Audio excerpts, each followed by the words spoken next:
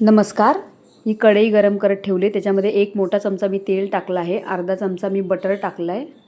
आता बटर टाकून झालं की नंतर त्याच्यामध्ये एक तेजपत्ता, मोठी इलायची आणि दालचिनी टाकून घ्यायची आहे अर्धा इंच.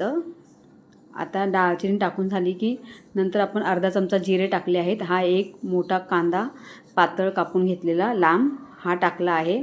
आता हा परतून घ्यायचा. नंतर 2 हिरव्या मिरच्या त्याला मध्ये चिरा पाडून आपण ते चांगलं फ्राय करून घ्यायचं. आता कांदा जास्त लालसर नाही करायचा, एकदम ट्रान्सपरंट होईपर्यंतच आपण हे करायचं आहे. नंतर त्याच्यामध्ये आपण चिकन टाकून घ्यायचं. आता चिकन टाकून झालं की परतून घेऊन झालं की वरतून थोडीशी हळद टाकायची. आता हे चांगलं परतून घ्यायचं. चिकनच्या आंगच्या पाण्यामध्ये ते शिजून द्यायचं. नंतर मग आपण पाणी गरम करत ठेवलं आहे दुसऱ्या गॅसवरती.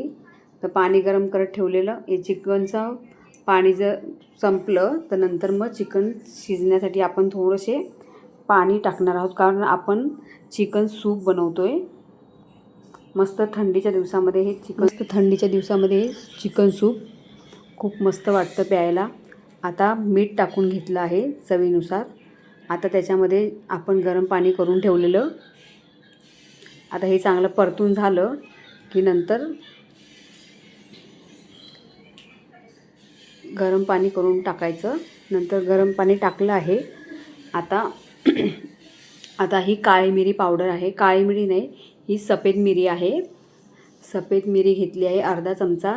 जिरे घेतले आहे अर्धा चमचा आणि धणे घेतले 1 चमचा आणि 3 लवंगा घेतल्या आहेत.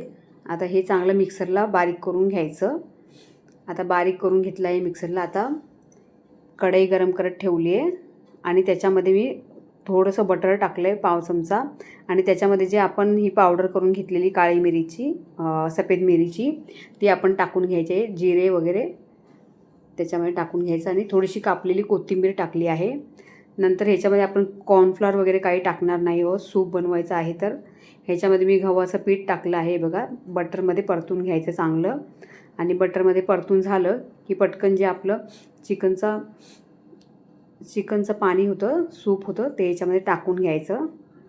चिकन स्टॉक टाकून घ्यायचं. नंतर तुम्हाला जर आवडत असेल तर त्यामध्ये चिकनचे पीसेस पण टाकू शकता. तर मी टाकले छोटेसे चिकनचे पीसेस टाकलेत. तर तुम्हाला ही रेसिपी कशी वाटली मला कमेंट करून सांगा. मस्त थंडीच्या दिवसामध्ये गरमागरम सूप मस्त वाटतं. धन्यवाद.